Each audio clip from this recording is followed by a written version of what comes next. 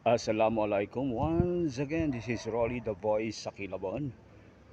Okay, may nakapanood daw ng pelikulang The Last Temptation of Christ starring Willem Dafoe.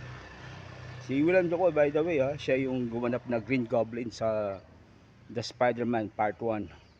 Okay, so ang controversial daw tungkol dun sa movie, si Jesus Christ ay hindi namatay sa krus. Okay, mga kaibigan, yan din po ang stand ng Islam. Okay? He was saved by Allah, by God, at alisin sa paghihirap. Okay? Ganun lang po, ano? I-elaborate po natin pag-uusap natin tungkol sa The Last Temptation of Christ sa susunod na pagkakataon.